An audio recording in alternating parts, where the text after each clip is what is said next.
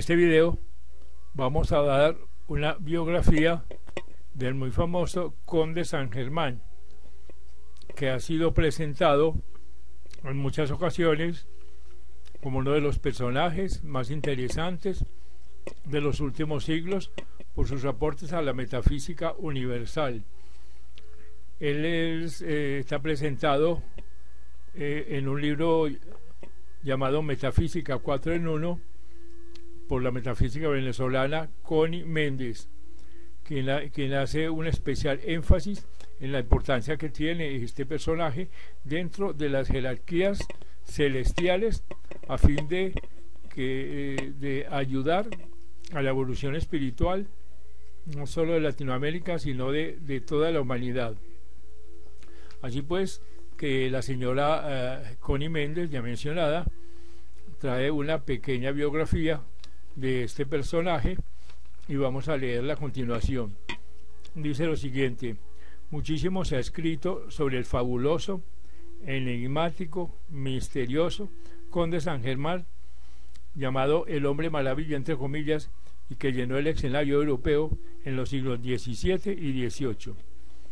Añade: los archivos oficiales, papeles de Estado y asuntos extranjeros de toda Europa contienen copiosas menciones del conde entre comillas, y después de su desaparición surgieron numerosas novelas y memorias entre comillas, las primeras inspiradas por el prodigioso personaje, entre los cuales se destacan como las más famosas Zanoni de Bulwer-Lytton, el conde de Montecristo de Dumas padre y la Pimpinela de la Escarlata de la baronesa Orsi. Al conde lo rodean dos corrientes, una de celos y envidia porque gozaba de confianza y la admiración de reyes, sabios y estadistas más destacados de Europa, y la otra corriente de profundo respeto y afecto, en el cual participaban las órdenes esotéricas, las sociedades secretas y las sectas ocultistas de todas partes. La primera corriente procuraba hundirlo, encarcelarlo, desterrarlo a donde fuera llegando, tildándolo ya sea de traidor cuando más, de charlatán cuando menos. Sin embargo, jamás fue sorprendido en la más leve traición a la confianza que era depositada en él, ni sus grandes riquezas, entre comillas, fueron jamás extraídas de aquellos con quien establecía contacto. Así pues, todo esfuerzo para investigar la fuente de sus recursos resultó infructuoso. No utilizaba ni bancos ni banqueros. Sin embargo, se movía en una esfera de crédito ilimitado que jamás fue puesto en dudas por otros ni abusado por él mismo. Los intentos de apresarlo fracasaron siempre. El conde se deslizaba y desaparecía misteriosamente para reaparecer de inmediato en un país diferente. Los escritos que surgieron más tarde y que aún existen no logran explicar una sola palabra de los enigmas y misterios tocantes al conde, ya que todo está basado en conjeturas, suposiciones, opiniones de la conciencia humana, sin un ápice de conocimientos esotéricos o espirituales. La verdad sencilla respecto al conde San Germán es que era un iluminado, un adepto, un enviado especial de la jerarquía blanca para cumplir múltiples misiones con numerosísimas obligaciones. La historia repite a ciegas que nació el 28 de mayo de 1696 y era hijo del último soberano de Transilvania, Ferenc II Rakowski, y la princesa Carlota Amadea de Hesse, en el castillo Rákóczi en los montes Cárpatos. Perseguido por Carlos VI, quien lo destronó, Ferenc II quiso proteger a su hijo, el príncipe Rákóczi, y después de haber hecho circular la falsa noticia de la muerte del pequeño, lo envió a sus dependencias de Florencia al cuidado de Gian Gastone, el último de los Medici. Así que el príncipe era un mozo muy inteligente y adelantado espiritualmente. A los 14 años se destacó en el movimiento francmasónico italiano, durante el tiempo en que seguía estudio en la Universidad de Siena. Su padre era un patriota muy querido por su pueblo, pero fue desterrado en Rodostó, Turquía, donde fue rodeado por una pequeña corte hasta que murió en 1735. El príncipe acudió al lecho de muerte de su padre y luego fue enviado por el sultán en misión diplomática a Transilvania. Poco se sabe sobre el príncipe durante esos años. La historia húngara no la trata con simpatía cuando lo llama, entre comillas, hijo de una alemana que nunca vivió en Hungría, que creció alejado de la tradición Rákóczi como un extraño en el pueblo de su padre. Y en ese mismo silencio, en ese mismo año, acusa por segunda vez su, entre comillas, muerte temprana. Es importante que el estudiante se percate, dice la señora Connie Méndez, de todas las aparentes contradicciones para que vaya absorbiendo lo que la evidencia sugiere. A pesar pues de que se manifestaba un muchacho adelantado espiritualmente, el príncipe jamás dio ninguna prueba de las facultades que más tarde desplegó.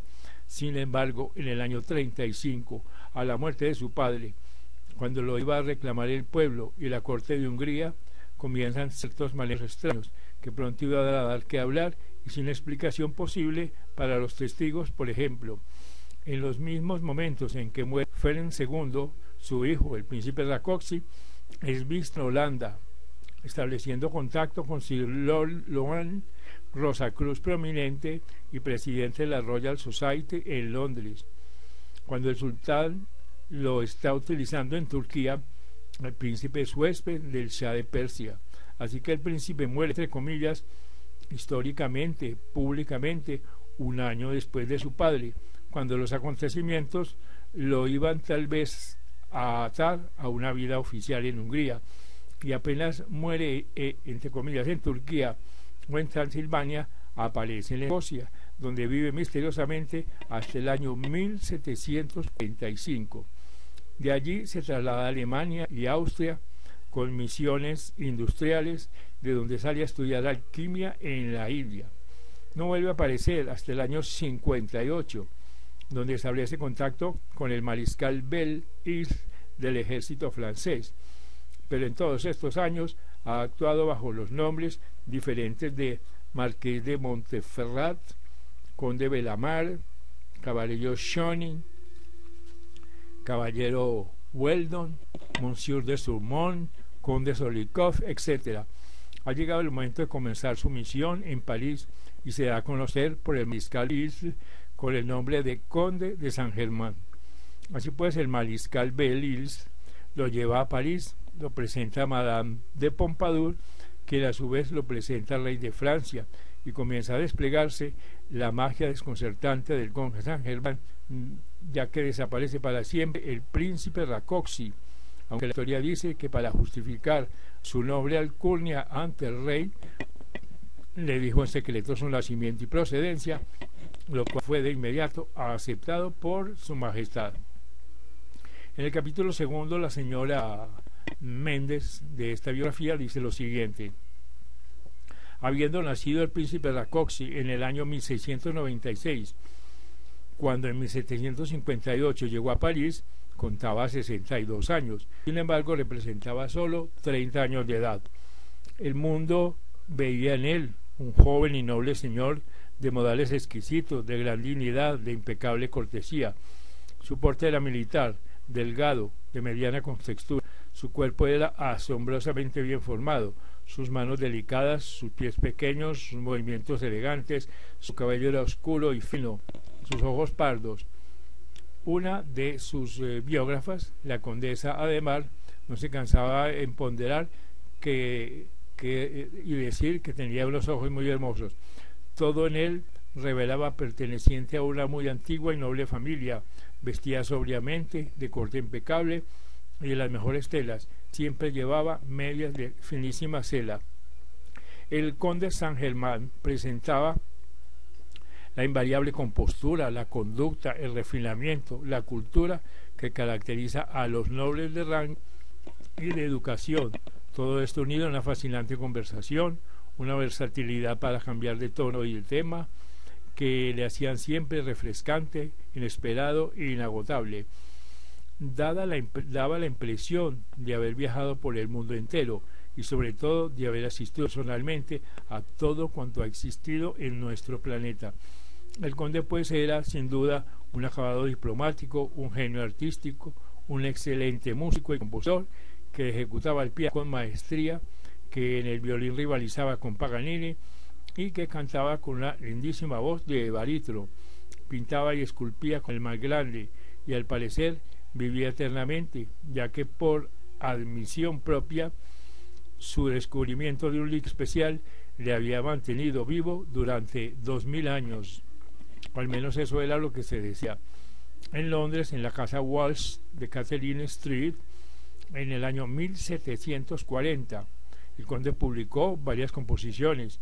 Conocemos solo una, un aria de su pequeña ópera, La pérfida inconstancia, compuesta en el estilo rococó del siglo XVIII, muy bonito, muy florido. Al final damos la dirección donde se puede encargar el disco de esta pieza, que tiene además de atractivo y la corroboración de comenzar con las notas tonales del adepto maestro ascendido San Germán de la quinta octava del teclado. Y agrega la siguiente: vamos a aclarar de una vez la razón del nombre que escogió este adepto para figurar en aquella misión. Por supuesto, no cabe duda alguna que para que un hombre inteligente pudiera introducirse en la corte más brillante de Europa, le era indispensable un bonito nombre, un título nobiliario, francés con preferencia y de auténtico. Esto último tenía que ser a prueba de investigaciones. Corre el dato de que los dominios de Ferenc Rakowski en Italia se llamaban de San Germán. No podemos asegurarlo ni tampoco comprobarlo, pero algo de eso hay sin duda, ya que los maestros, teniendo el privilegio de mirar desde el pasado más remoto hasta el futuro más distante, cuando tienen que interferir personalmente, lo hacen ya equipados con toda la preparación necesaria. Su tarjeta de visita pues tenía que abrirle desde las puertas soberanas de las cortes hasta las más herméticas de las organizaciones espirituales que tienen, entre comillas, ojos para ver y oídos para escuchar. Así que el conde San Germán, como ya hemos visto, entraba y salía de todas partes a su propio gusto. Habla en el idioma esotérico de todas las sectas, o sea que como un iniciado, y es en alto grado francmasónico, Sanctus. Le habla a las religiones cristianas y germánicas, a la fraternidad en la consigna de todos los ocultistas. Al introducirse en la minería francesa, donde inició a Diderot, anunció que era, entre comillas, el más antiguo de todos los dones, por no decir que había sido el propio fundador de la orden. Así que el maestro San Germán no tuvo necesidad de elegir otro nombre para continuar en sus misiones para los humanos, ya que paulatinamente ese nombre se iba transformando de acuerdo con el cambio de las conciencias espirituales, de, entre comillas, miembro de la fraternidad blanca a hermano. Señora Connie Méndez, no estamos suponiendo o inventando cuando dejamos sentado que el príncipe Rákóczi y el conde San Germán eran una misma persona. La comprobación la dieron los maestros cuando, a través de la Sociedad Teosófica, fundada por los maestros Moria y Kuthumi, vino la siguiente comunicación por boca de el tibetano, adepto de la Hermandad Blanca, casi un siglo después de la muerte, entre comillas, del conde San Germán. Dice entre comillas: el maestro que se ocupa especialmente del futuro desarrollo de Europa y despliegue mental de América es el maestro Rákóczi.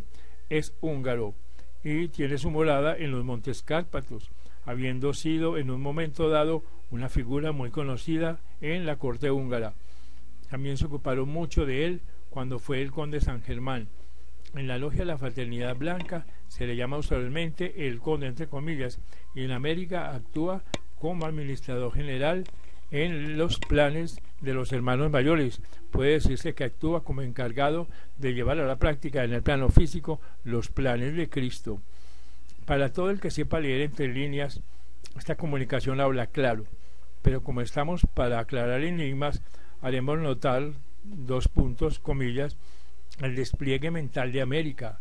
Esto se refiere al principio del mentalismo, que aunque fue dado por Hermes Trismegisto, no se le dio importancia capital que encierra hasta que Mary Baker Eddy, fundadora de la ciencia cristiana, comenzó a divulgarlo. Ella fue el anuncio de la era venidera, era de la mujer a fines del siglo XIX, exponente del principio mental que rige en esta era. La comunicación, pues, habla del maestro Rakoczy en tiempo presente y presente en el planeta, a pesar de que históricamente había muerte, comillas. Dice textualmente, comillas, el maestro que se ocupa también dice, es húngaro y tiene su morada en los Cárpatos, que habiendo sido en un momento dado figura muy reconocida en la corte húngara, de hecho admite que al mismo tiempo fue el conde San Germán y agrega de quien se ocuparon mucho. Así pues, la esencia de la comunicación afirma que el príncipe Rakoczy se le llamaba en la fraternidad el conde, entre comillas, fundiendo sin disimulos a las dos entidades. Luego admite que el conde es el instrumento de la hueste ascendida en el continente americano y finalmente deja entrever lo que para la fecha de la comunicación no se había divulgado aún, y es que el maestro San Germán iba a ser el avatar de esta era de Acuario, trayendo, entre comillas, a la práctica, en el plano físico, o sea, manifestándose el Cristo de la era, como se manifestó en la era cristiana anterior, el Maestro Jesús. Así pues, los adeptos no tienen necesidad alguna de reencarnar para poder circular en la tierra y entre los hombres. Si es que tienen que entrar en nuestra atmósfera por un tiempo corto, hacen denso el cuerpo etérico y por consiguiente visible a nuestros ojos físicos. Y si es que tienen que cumplir una misión de larga duración, digamos de unos meses o unos años, ocupan un cuerpo prestado, entre comillas, lo cual requiere el gasto de mucho menor energía que el sistema anterior. Es totalmente impráctico renacer de un vientre de mujer, volviendo con la conciencia envuelta y sin memoria, además de tener que esperar tantos años para alcanzar la vida adulta y poder cumplir una misión de altura. Así que la transfiguración, o sea, la ocupación de un cuerpo prestado, es el implante de un espíritu o ego en el cuerpo de un iniciado que esté dispuesto a ceder su cuerpo en vida o en el momento de morir. Este cuerpo ha de ser absolutamente sano y el ego que habita tiene que ser adelantado, ya que las altas vibraciones del espíritu que lo ocupará son muy fuertes. Así que el trasplante se hace gradualmente. Es de suponer que el maestro ocupó el cuerpo del príncipe Rakoczy en aquellos momentos en que se le declaró muerto, entre comillas. Es posible que sí lo haya aparentado a los que lo rodeaban. Nada de extraño tendría que el maestro hubiera fingido morir, ya que sabemos de dos otras ocasiones en que así lo hizo. Así que el adepto que ocupa un cuerpo prestado, entre comillas, tiene todo el poder para reformar la estructura atómica de ese cuerpo, de manera de adaptarlo a sus propias necesidades. Por esta razón, el conde San Germán no tenía necesidad alguna de comer ni beber, ya que disponía de la sustancia universal que obedece instantánea e incondicionalmente las órdenes de un maestro. Así que el propio maestro San Germán ha admitido haber ocupado unos 40 cuerpos prestados en diferentes ocasiones y por diferentes propósitos o misiones en la tierra. Sabemos que uno de estos fue el cuerpo de San José, esposo de María Virgen. Misión más delicada y misteriosa no la ha habido nunca, que sepamos. Después de 2000 y pico años se ignora la completa verdad. Otra ocupación de cuerpo prestado fue la del almirante Cristóbal Colón, destinado a encontrar sin perderse ni naufragar el nuevo mundo, entre comillas, anunciado por el Maestro Jesús, donde debían desarrollarse tantas nuevas dimensiones y conciencias.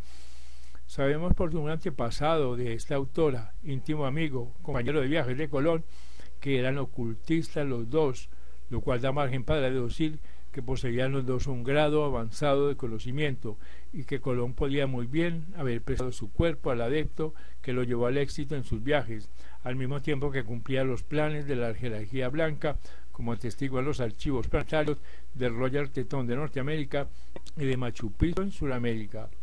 Una tercera ocupación parece haber sido la del libertador Simón Bolívar, ya que las actuaciones del maestro San Germán siempre han sido en pro de la liberación de los hermanos, de naciones, de ideas, de almas.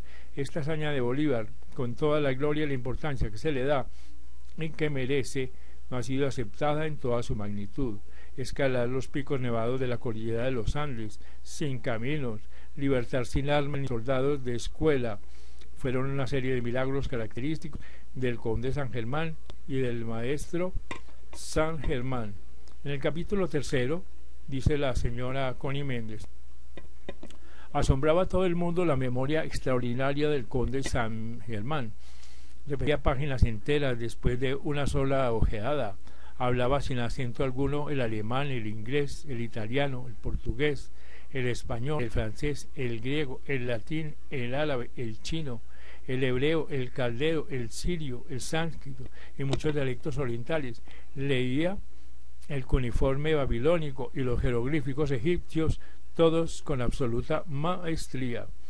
El conde pues era ambidiestro, podía escribir con ambas manos a la vez. Las dos mitades de su cerebro eran independientes, ya que con una mano podía escribir un soneto y con la otra una carta de amor.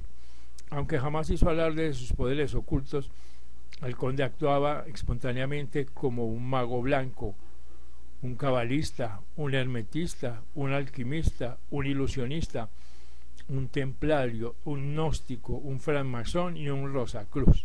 Era clarividente, clariaudiente, viajaba astralmente, esotéricamente, cósmicamente. A veces no se lo veía en 3 días, entraba en un trance profundo sin despertar. Esto podía ocurrirle en casa ajena o en la suya propia.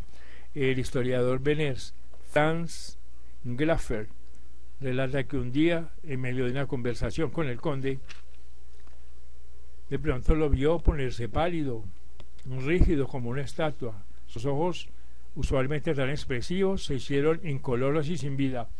Al rato se le animó, se puso de pie, hizo un gesto de despedida, con la mano exclamó en alemán: me voy, me verán una vez más mañana, se me necesita en Constantinopla, luego en Inglaterra.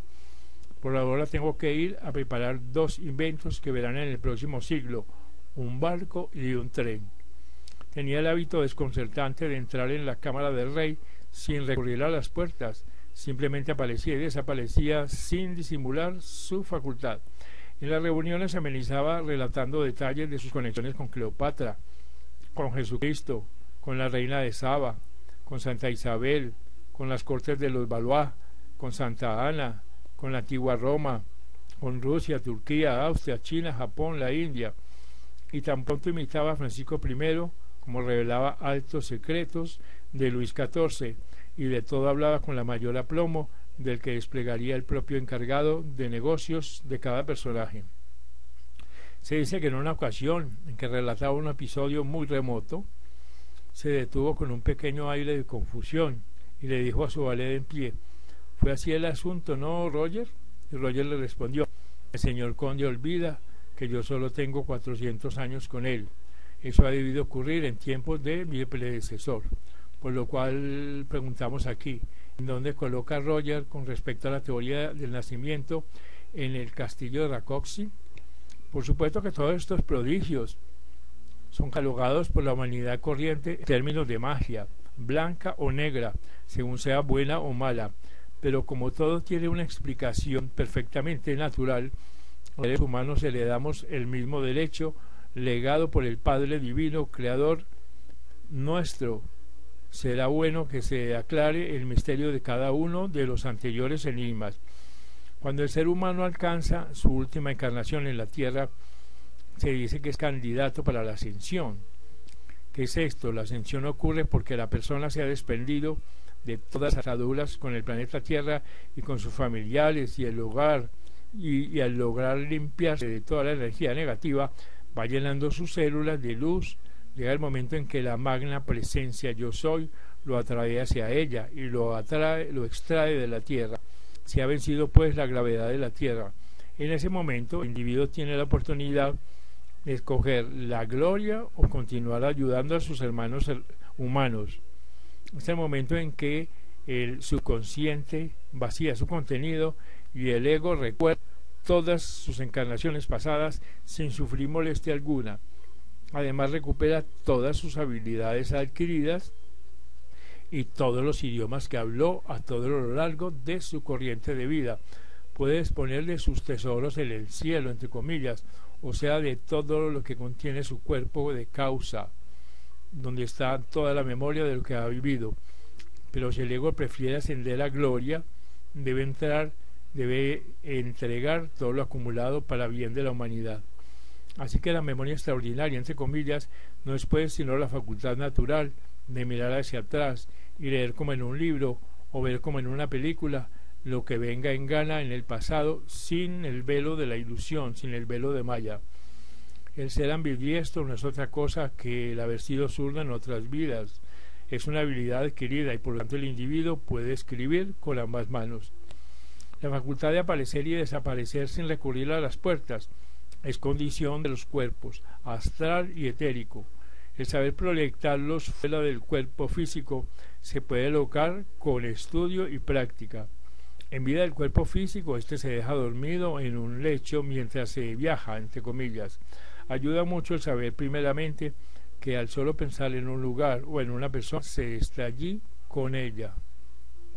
En cuanto a Roger, esta vez la prueba más consciente de que ambos estaban ocupando cuerpos prestados en aquel siglo. Así que Roger manifestaba ser pupilo, iniciado y servidor inseparable del maestro. En el capítulo 4 dice la señora Connie Méndez: el problema del dinero, entre comillas, es uno de los que más preocupa a la humanidad. En todas las crónicas respecto a donde se manifiesta una gran curiosidad por saber de dónde provenían las sumas que aparentemente derrochaba en sus joyas esplendorosas para costear su vida en la corte, para ataviarse tan noblemente. Sin los conocimientos espirituales que enseña la actividad yo soy, no queda otra respuesta que la alquimia. El mundo le, entre comillas, plantó la chapa de alquimista y no buscó más. Así que la ley de correspondencia dice que como es abajo, es arriba y viceversa. La alquimia sí existe en todos los planos, solo que como vamos descubriéndolo en todo, las cosas se hacen más sencillas, más livianas, más rápidas a medida que se asciende en el plano espiritual, y por el contrario, se hacen más pesadas, más retardadas, cada vez más laboriosas a medida que se desciende en el plano material. Así pues, la transformación de los metales en oro es idéntica a la transmutación de la energía en el plano mental y espiritual. Se trata simplemente de reconvertir las formas e imágenes mentales negativas, destructivas, en el, entre comillas, oro puro de las virtudes que nos pertenecen en el plano del yo sí. Cicerón dijo que la filosofía es el conocimiento de las cosas divinas y humanas y de las causas y principios. Aplíquese esta dualidad a la idea de la piedra filosofal, entre comillas, que transmuta los metales en oro, y se verá muy claro que no se trata sino de un estado de cosas totalmente abstracto, nada físico. Así que la piedra, entre comillas, sabemos en metafísica que la fe, y filosofía, entre comillas, es la sabiduría pura, exacta, el filo de la navaja. La alquimia es pues primero espiritual y muy final material, pero no se puede aprender de abajo para arriba. El que sabe transmutar la energía por medio de la llama violeta primero y luego por medio de las demás llamas ha encontrado la piedra filosofal y irá transmutando la acumulación de energía que le impide manifestar el oro, entre comillas, de la abundancia en la vida. Y agrega la señora Méndez: generalmente los alquimistas eran seres muy sabios, muy versados en las ciencias más ocultas. Los signos cabalísticos que empleaban eran fórmulas y ecuaciones muy profundas. Sus jeringonzas eran tapadijos para que los neófitos no se pudieran experimentar con sustancias peligrosas, ya que los curiosos leen y le dan una interpretación totalmente errada a lo que leen, sobre todo lo espiritual, porque solo hacen caso de la letra muerta. En verdad que ante los propios ojos de Jacques Casanova de Saint-Gally, el conde tomó una moneda de 2 centavos, la expuso a cierta llama hasta que la volvió roja, y cuando se hubo enfriado, se la entregó a Casanova. Tan grande fue el asombro de éste al constatar que era oro puro, que expresó la duda que San Germán hubiera tal vez cambiado una moneda por otra. El conde simplemente le contestó: en duda de mis conocimientos, no merece hablar conmigo, y le mostró la puerta. Para un ser de la talla del conde San Germán existen todas las posibilidades. Un iniciado, un adepto, un maestro de esa magnitud no encuentra dificultad alguna para transformar un centavo en pieza de oro, cuando solo tiene que alargar la mano y extraer del aire el oro que le sea menester. Esta verdad no la puede ni creer ni comprender sino aquel que se haya percatado del principio del mentalismo hasta el punto de hacer conciencia de él, por haber sido totalmente ignorado hasta el siglo pasado, en que el mundo se llenó de alquimistas que buscaban oro por el camino fácil, ignorando pues la verdad. Ya estamos en el peldaño en que muchos van a realizar el hecho de que si se visualizaban en plena llama dorada, bajando de la presencia y sintiendo gratitud por ello, no tardarán en precipitar toda la sustancia que les sea necesaria. Este es el paso en la alquimia espiritual y no puede fallar.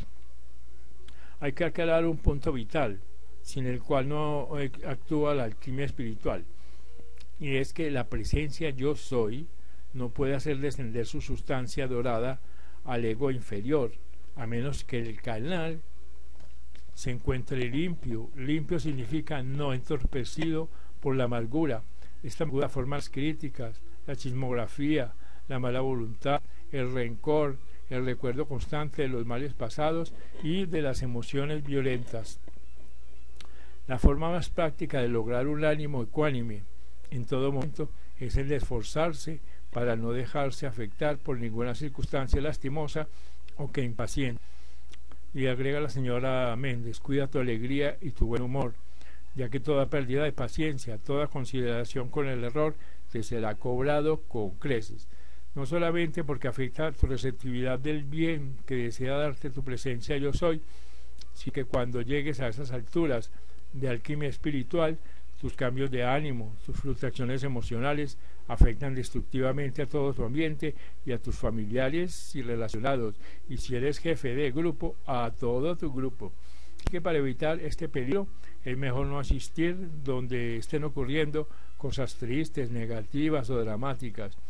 Ya la persona que se halla en esta octava no es menester que visite enfermos o que haga paces colocando las manos o que contacte directamente ninguna especie de problema. Su tratamiento universal de yo llega a todas las latitudes. Su tratamiento tiene que ser a distancia, porque muchas veces el practicante encontrará que sus vibraciones son demasiado fuertes para el enfermo.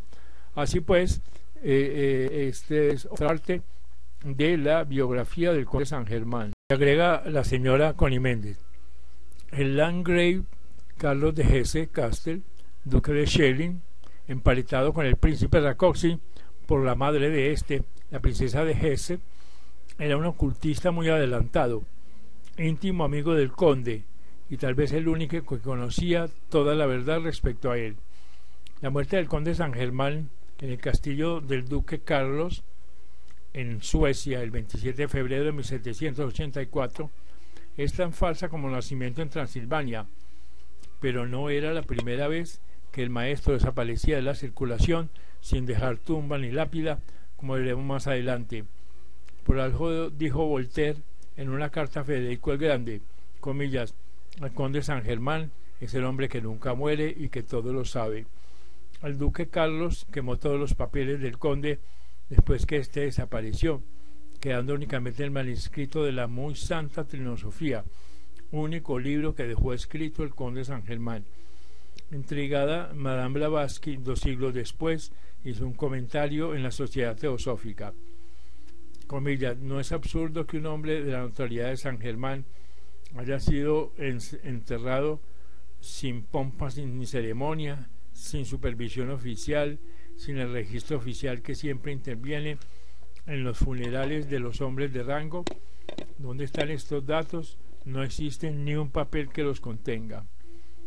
Añádese a esta negativa que el conde ha sido visto muchas veces después del año 1784, en una conferencia privada muy importante con la reina Catalina de Rusia en el año 1785. Se le apareció a la princesa Lamballe, momento antes de ser decapitada. Se le apareció a Jeanne du Barry, la amante del rey, también en los momentos que esperaba en el patíbulo. En los días de terror, en 1793, el conde de Chalons dijo haber conversado con San Germán en 1788 en la plaza San Marcos en Venecia, la noche antes de que él partiera para Francia. Así que en el siglo presente, por los años 1920, el obispo Leadbeater de la Iglesia Católica Liberal, paseando en Roma, se encontró con el maestro San Germán, vestido como cualquier caballero italiano, y conversaron por más de una hora en dicha ciudad. Y en los libros de la San Germán Foundation, titulados Misterios develados entre comillas y la mágica presencia, hay múltiples ocasiones en que el maestro apareció, desapareció, convivió y conversó y enseñó a los altos personajes de la mencionada fundación. Hasta hace poco muchos videntes aseguran haber visto al maestro San Germán en sus visiones psíquicas, pero hace algún tiempo que nadie lo ha vuelto a ver. Esto es porque le fue ofrecida una nueva ascensión en un plano mayor, donde goza de mucha más libertad para sus funciones de avatar de la era. Sin embargo, el señor Maha Chohan dijo en una comunicación muy reciente que al maestro le falta contacto con la parte física que antes tenía. Así pues, la llama violeta, que antiguamente era desconocida, ahora forma parte de nuestra enseñanza, porque el maestro la ha traído como regalo suyo al planeta Tierra, y esta llama era exclusivamente aplicada a los egos que estaban a punto de ascender, o sea, en los retiros espirituales a los iniciados. Esta pues es una más o menos amplia bibliografía del conde de San Germán, que es un personaje tan importante en los tiempos modernos para el desenvolvimiento espiritual de la humanidad.